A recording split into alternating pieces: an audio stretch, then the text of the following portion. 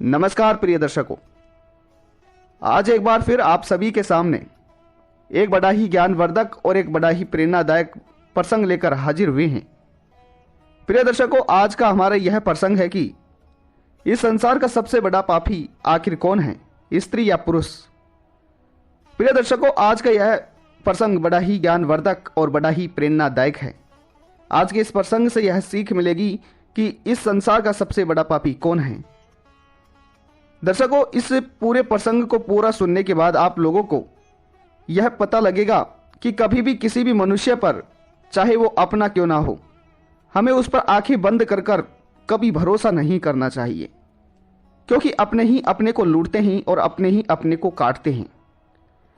प्रिय दर्शकों, आज का यह प्रसंग बड़ा ही ज्ञानवर्धक और बड़ा ही प्रेरणादायक है, इसलिए आज के इस छोटे से प्रसंग को, छोटी सी वीडियो को पूरा जरूर सुनें। और अगर आप हमारे इस चैनल पर नए मेहमान बंधु बनकर आए हैं तो इस चैनल को सब्सक्राइब जरूर कर दें और बेल आइकन को प्रेस कर दें, ताकि हमारी आने वाली हर नई वीडियो का नोटिफिकेशन आपको सबसे पहले प्राप्त हो सके। दर्शकों, आज का यह जो प्रसंग है बड़ा ही ज्ञानवर्धक और बड़ा ही प्रेरणादायक है। आज के इस प्रसंग से आपको बहुत बड़ी सीख और बहुत बड़ी प्रेरणाएं मिलने वाली हैं, इसलिए इस वीडियो को पूरा देखें और पूरा सुने। इस वीडियो के अंत के सार में आप लोगों को पूरी सीख प्राप्त होगी। चलिए बिना किसी देरी के आज के इस प्रसंग को शुरू करते हैं। दर्शकों, प्राचीन समय की बात है। एक नगर में एक बहुत बड़ा राजा रहा करता था। राजा और उसकी रानी दोनों भगवान भोलेनाथ के बहुत बड़े परम भक्त थे। राजा के महल में राजा की पत्नी और उसकी एक बहुत सुंदर पुत्री रहा करती थी। राजा के महल में राजा एक तोता और एक मैना का जोड़ा भी रखा था, जिन्हें राजा रोजाना दरबार खत्म होने के बाद में लाड करता और उनके साथ खेलता, और फिर कुछ देर में राजा की पुत्री भी उस तोता और मैना के जोड़े के साथ आकर खेलती। प्रिय दर्शकों, यह तो आपको भी पता है कि जो पति पत्नी होते हैं उनके बीच में लड़ाई झगड़े भी होते हैं।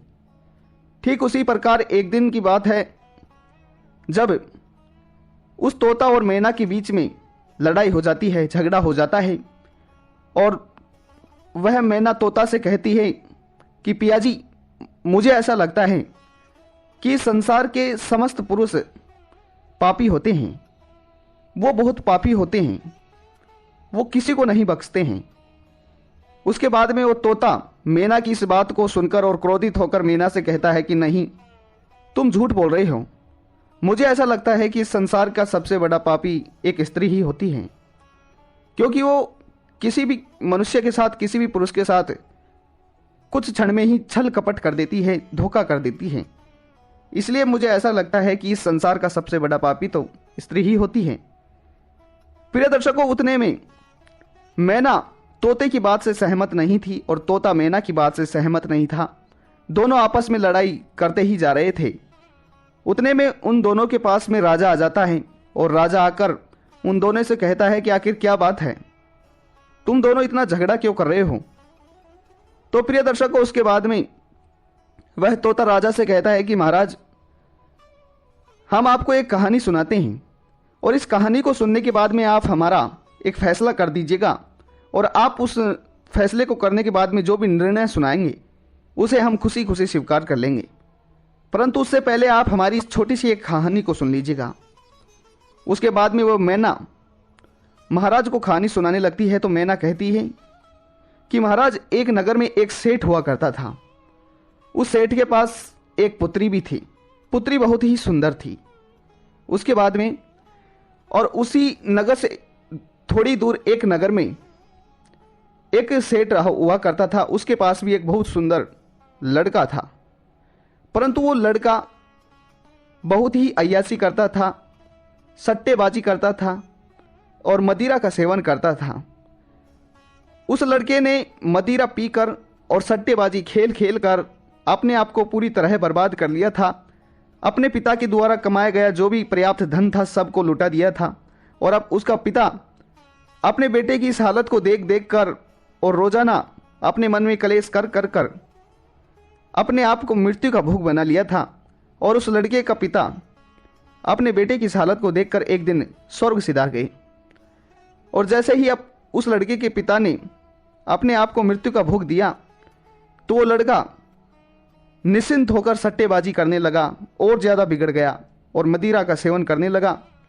और जैसे ही इस तरह चलता रहा तो एक दिन उस लड़के के खेत, घर और उसकी जायदाद सब कुछ बिक चुके थे।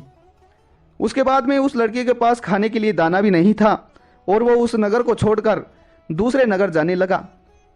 और जैसे ही वह लड़का दूसरे नगर जाता है तो उसी के नज़दीक के नगर में जाकर वो एक सेठ के पास चले जाता है। और जैसे ही वो सेठ उस लड़के को देखता है तो सेठ लड़के से कहता है कि बेटा तुम कौन हो और कहाँ से आए हो। तो उसके बाद में वो लड़का झूठ बोल देता है और उस सेठ से कहता है कि मैं यहाँ से थोड़ी ही दूर वाले नगर से आया हूँ, मैं एक व्यापारी हूँ और मैं व्यापार करने के लिए यहाँ पर आया हूँ, परंतु रास्ते में कुछ लुटेरे ने मेरा सामान लूट लिया, मेरा धन लूट लिया और मेरे कपड़े सब कुछ लूट लिए। प्रिय दर्शकों, उसके बाद में उस सेठ ने सोचा कि लड़का बहुत सुंदर है और कमा भी लेता है, क्यों ना इसके सामने मैं मेरी पुत्री की शादी का, विवाह का प्रस्ताव रखूं। प्रिय दर्शकों, उसके बाद में उस सेठ ने उस लड़के से कहा कि बेटा तुम मुझे बहुत ही सुंदर लग रहे हो और तुम अच्छा खासा कमा भी लेते हो, तुम व्यापार भी करते हो, क्या तुम मेरी पुत्री के साथ विवाह करोगे। प्रिय दर्शकों, उसके बाद में वो लड़का विवाह के लिए हामी भर लेता है क्योंकि उसे तो सिर्फ धन चाहिए था। उसके बाद में कुछ दिनों बाद ही उस लड़के की उस सेठ के लड़की के साथ विवाह हो जाता है। और जैसे ही विवाह होने के बाद वो सेठ अपनी बेटी को कई सारा धन देता है, कई सारे हीरे मोती जेवरात और दे देता है। और उसके बाद में उन दोनों को उस लड़के के घर जाने को कह देता है कि अब मैंने तुम्हारी दोनों की शादी कर दी है, तुम दोनों अपने घर जाकर अपने जीवन को खुशी खुशी व्यतीत करो। प्रिय दर्शकों, उसके बाद में वो लड़का उसकी पत्नी और उसके साथ एक दासी उसका पिता भेज देता है।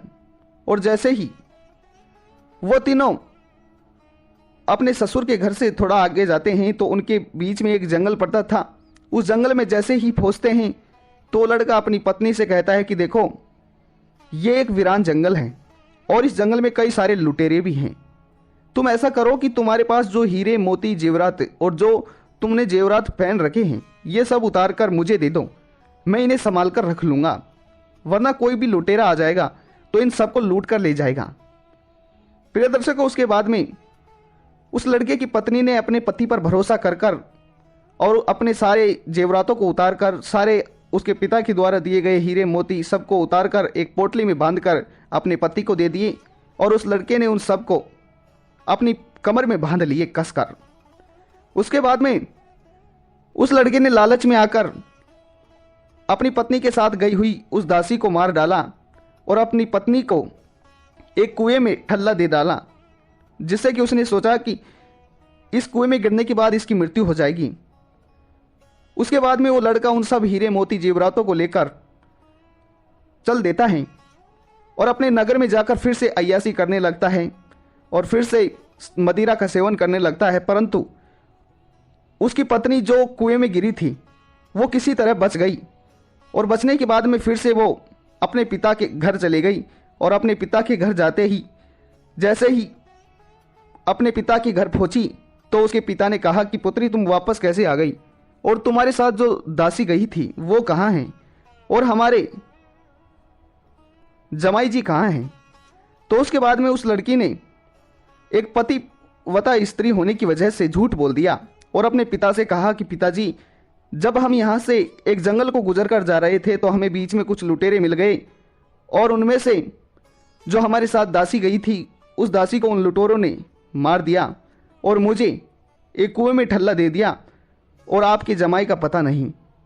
तो उसके बाद में उस सेठ ने अपनी बेटी से कहा कि चलो कोई बात नहीं है, भगवान सब ठीक कर देंगे।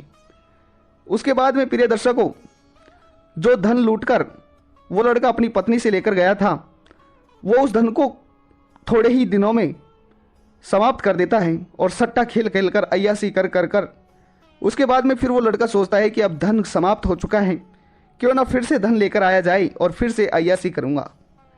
फिर वो लड़का एक दिन रणनीति बनाता है और अपने ससुराल आता है और ससुराल आकर ससुराल में उस सेठ के घर के अंदर घुसने से पहले सोचता है कि मैं अपने ससुर से बोल दूंगा कि ससुर जी आप नाना बनने वाले हों, और यह बात सुनकर मेरे ससुर मुझे फिर से कई सारा धन दे देंगे और मैं फिर से अय्यासी करूँगा। परंतु जैसे ही वो लड़का अपने ससुर के मुख्य द्वार के अंदर घुसता है तो उसकी पत्नी उसे मुख्य द्वार पर ही मिल जाती है, और उसकी पत्नी अपने पति को देखकर पहले तो बहुत ज़्यादा दुखी होती है, बहुत ज़्यादा क्रोधित होती है, परंतु उसके बाद में उस पतिव्रता स्त्री को अपने पति पर दया आ जाती है और अपने पति से कहती है कि सुनो जी, मैंने अपने पिताजी से झूठ बोला है कि हम जब यहाँ से लौटकर जा रहे थे तो हमें कुछ डकैत मिले थे और उन्होंने हमारा धन लूट लिया, दासी को मार दिया और मुझे एक कुएं में धकेल दिया। आप भी यही कह देना। उसके बाद में जैसे ही वह लड़का अपने ससुर के पास जाता है तो ससुर से कहता है कि ससुर जी, जैसे ही हम यहाँ से लौटकर जा रहे थे तो हमें कुछ डकैत मिल गए और उन डकैतों ने दासी को मार दिया और मेरी पत्नी को कुएं में धकेल दिया और मुझे घायल कर दिया। तो उसके बाद में उस लड़के का ससुर इस बात को सुनकर कुछ नहीं कहता है और फिर वह लड़का अपनी पत्नी के उन हीरे मोती जेवरात को देखकर अपनी पत्नी से कहता है कि सुनो, अब मैं सुधर चुका हूँ और मैं अपने करनी पर पछतावा हूँ, और मैं अपनी जो कर्म मैंने किए थे, जो अपनी करनी थी, उस पर मैं पछता रहा हूँ, और मैं कल सुबह अब तुम्हें अपने घर लेकर जाऊँगा और अब खुशी खुशी से हम दोनों अपने जीवन को व्यतीत करेंगे। यह कहकर वह लड़का सो जाता है रात को अपने ससुर के घर पर, और जैसे ही आधी रात होती है तो वह लड़का उठता है और अपनी पत्नी को मार देता है और उसके सभी हीरे मोती जेवरातों को उतार लेता है। उसके बाद में अपने ससुर को भी मार देता है और उसके अंदर जो एक दो दासी थी, नौकर थे, उनको भी मार देता है और उस महल के सारे हीरे मोती जेवरात और उसके सारा धन को लूट कर ले जाता है। प्रिय दर्शकों, उसके बाद में वो मैना उस राजा से कहती है कि महाराज, अब आप ही बताओ आखिर इस संसार का सबसे बड़ा पापी कौन है। फिर प्रिय दर्शकों, इसके बाद में वो तोता महाराज से कहता है कि महाराज जी, मैं भी आपको एक छोटी सी कहानी सुनाता हूँ, अगर वो भी गलत हो तो आप उसके बाद में ही अपना निर्णय सुनाना। तो उसके बाद में वो तोता उस राजा को स्त्री चरित्र की कहानी सुना देता है। तो उसके बाद में वो राजा कहता है कि देखो, अब मैंने आप दोनों की कहानी सुनी है और मैंने आप दोनों की कहानी सुनने के बाद में मैं इस नतीजे पर पहुंचा हूं और मेरा निर्णय यह है कि इस संसार का सबसे बड़ा पापी स्त्री और पुरुष दोनों ही हैं। और वैसे देखा जाए तो इस संसार का सबसे बड़ा पापी वह होता है जो अपनी सोच से भी नीचे गिर जाता है, यानी कि अपनी सोच से नीचे गिर जाता है और नीच सा नीच काम कर देता है, उसे संसार का सबसे बड़ा पापी कहा जाता है। क्योंकि जिस समय स्त्री और पुरुष दोनों में से कोई भी पाप कर रहा होता है, उस समय कोई भी यह नहीं सोचता है कि हम स्त्री हैं या पुरुष। इसलिए सबसे बड़ा संसार का पापी वही होता है जो अपनी सोच से नीच कर्म कर देता है, उसे ही संसार का सबसे बड़ा पापी कहा जाता है। प्रिय दर्शकों, ऐसे में इसलिए संसार का सबसे बड़ा पापी वही होता है जो इस संसार में सबसे नीच कर्म करता है। इसलिए अगर जो व्यक्ति अपनी सोच को सुधार लेता है, वो इस संसार का सबसे बड़ा परोपकारी मनुष्य होता है। प्रिय दर्शकों, उम्मीद करते हैं कि आप सभी को यह ज्ञानवर्धक और यह प्रेरणादायक कहानी पसंद आई होगी।